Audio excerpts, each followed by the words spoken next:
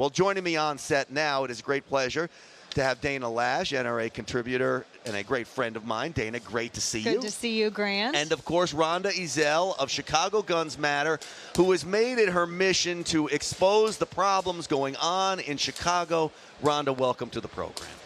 Grant, thank you for having me. So, first off, Rhonda, let me ask you. You're going to be giving a speech on Sunday. I've urged Mayor Rahm Emanuel to show up and listen to you speak. Has he ever come to you, talk to you, willing to listen to you about your quest to push firearm ownership in Chicago? No. You know, Grant, I have yet to even meet the mayor of the city of Chicago. As a matter of fact, I have not met any of our political powers to be in the city. The mayor probably don't want to see Rhonda Ezell. Based on the Ezell versus Chicago case, we've won those 2 federal lawsuits to bring gun ranges to the city of Chicago. It's unfortunate that the city of Chicago was one of the last, well, not one of the last, but the state of Illinois was the last state to get concealed carry, and yet we still have to go through an enormous amount of red tape, you know, just to exercise our constitutional rights. Dana, you know, you're a super voice for gun ownership in America today, but it's voices like Rhonda that we really need out on the streets. Your thoughts about what's going on in Chicago, and Rhonda hasn't even seen the mayor yet. No, which amazes me because, I mean, I think that you are a natural rights, a civil rights hero for pushing for this because, honestly, the amount that you have to go through, it amazes me.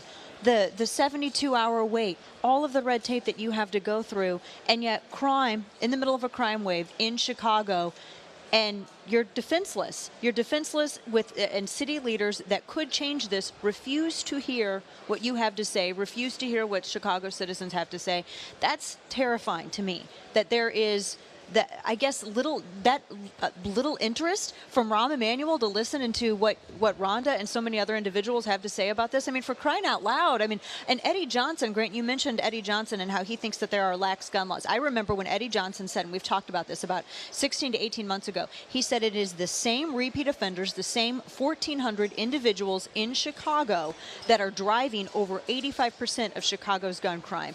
And of course, people like you, Rhonda, you're having to forfeit rights that criminals forfeit with their criminal actions, yet you have to pay for it. Exactly. You know, they impose so much gun control on the law-abiding citizens that is unbelievable.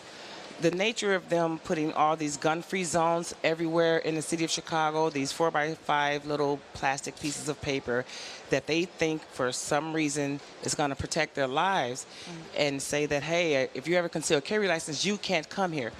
In actuality, what it does is it tells the criminal, the bad guy, the career criminal, that no one in this place can stop me. This is a gun-free zone. It's a killing zone. Gun-free zones are killing zones. So when we're out and about and they put these signs everywhere, it limits the fact that concealed carry holders are still being crunched to where they can and can't go and carry their firearms and protect themselves and their loved ones. But at the same time, the mayor walks around with paid armed guards that's being paid by taxpayers, and city officials as well. They have their firearms and they carry their firearms as well. So, you know, it's unfortunate that they don't recognize and won't respect the law as it has been written, but they enjoy it for themselves, though.